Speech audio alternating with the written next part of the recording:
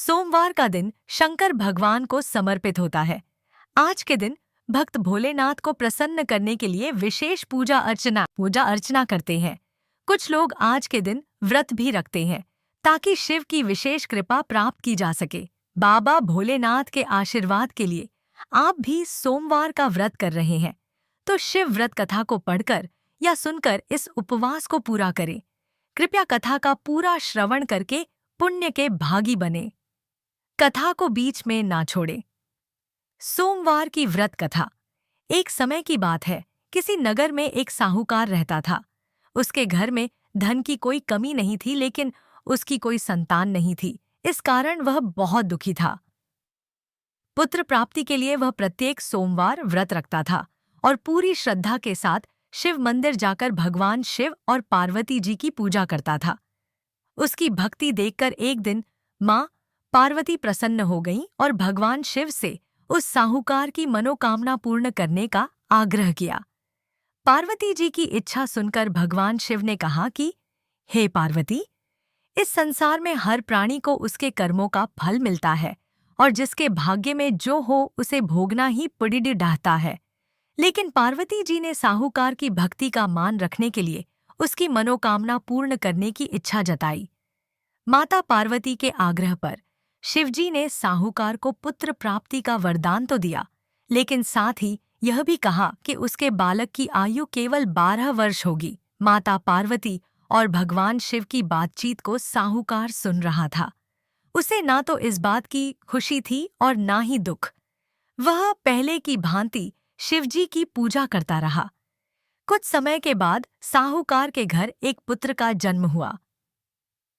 जब वह बालक 11 वर्ष का हुआ तो उसे पढ़ने के लिए काशी भेज दिया गया।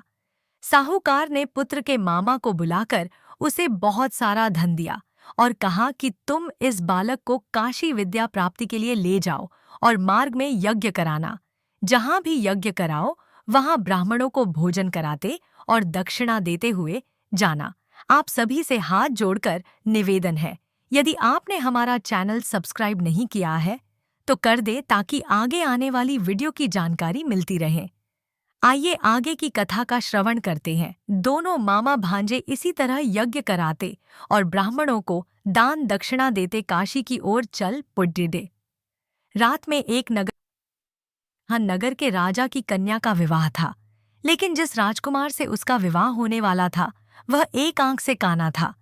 राजकुमार के पिता ने अपने पुत्र के काना होने की बात को छुपाने के लिए एक चाल सोची। साहूकार के पुत्र को देखकर उसके मन में एक विचार आया।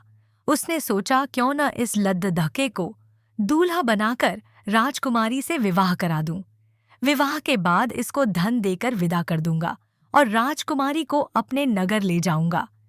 लद्दधके को दूल्हे के वस्त्र पहनाकर राजकुमारी से विवाह कर दिया गया। लेकिन साहूकार का पुत्र ईमानदार था। उसे यह बात न्याय संगत नहीं लगी।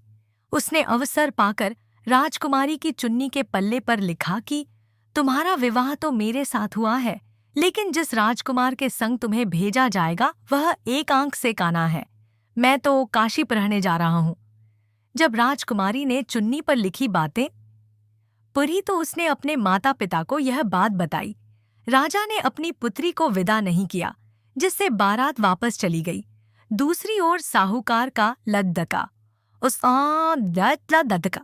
और उसका मामा काशी पहुंचे और वहां जाकर उन्होंने यज्ञ किया। जिस दिन लद्दके की आयु 12 साल की हुई उसी दिन यज्ञ रखा गया। लद्दके ने अपने मामा से कहा कि मेरी तबीयत कुछ ठीक नहीं है। मामा ने कहा कि तुम अंदर जाकर सो जाओ। शिवजी के वरदानुसार कुछ ही देर में उस बालक के प्राण निकल गए। मृत भांजे को देख उसके मामा ने विलाप शुरू किया। संयोगवश उसी समय शिवजी और माता पार्वती उधर से जा रहे थे। पार्वती ने भगवान से कहा, स्वामी, मुझे इसके रोने के स्वर सहन नहीं हो रहा। आप इस व्यक्ति के कष्ट को अवश्य दूर करें। जब शिवजी मृत बालक के समीप गए तो वह बोले कि यह उसी साहूकार का पुत्र है जिसे मैंने 12 वर्ष की आयु का वरदान दिया। अब इसकी आयु पूरी हो चुकी है। लेकिन मातृ भाव से विभोर माता पार्वती ने कहा कि हे महादेव, आप इस बालक को और आयु देने की कृपा करें। अन्यथा इसके वियोग में इसके माता पिता भी मर जाएंगे। माता पार्वती के आग्रह पर भगवान शिव ने उस लद्दद्दहके को जीवित होने का वरदान दिया। शिवजी की कृपा से वह लद्ददत्त का जीवित हो गया। शिक्षा समाप्त करके लड़का मामा के साथ अपने नगर की ओर चल दिया। दोनों चलते हुए उसी नगर में पहुंचे जहां उसका विवाह हुआ था। उस नगर में भी उन्होंने यज्ञ का आयोजन किया। उस लद्दद्दहके के ससुर ने उसे पहचान लिया और महल में ले जाकर उसकी खातिरदारी की और अपनी पुत्री को विदा किया। इधर साहूकार और उसकी पत्नी भूखे प्यासे रहकर बेटे की प्रतीक्षा कर रहे थे। उन्होंने प्रण कर रखा था कि यदि उन्हें अपने बेटे की मृत्यु का समाचार मिला तो वह भी प्राण त्याग देंगे, परंतु अपने बेटे के जीवित होने का समाचार पाकर वह बेहद प्रसन्न हुए। उसी रात भगवान शिव ने व्यापारी के स्वप्न में आकर कहा, हे श्रेष्ठी, मैंने तेरे सोमवार के व्रत करने और व्रत कथा सुनने से प्रसन्न होकर तेरे पुत्र को लंबी आयु प्रदान की है। इसी प्रकार जो कोई सोमवार व्रत करता है या कथा सुनता और पढ़ता है उसके सभी दुख दूर होते हैं और समस्त मनोकामनाएं पूर्ण होती हैं। आप सभी से हाथ जोड़कर निवेदन है, यदि आपने हमारा चैनल सब्सक्राइब नहीं किया है तो कर दे ताकि आगे आने वाली वीडियो की जानकारी मिलती रहे। कमेंट बॉक्स में लिखें, हर हर महादेव।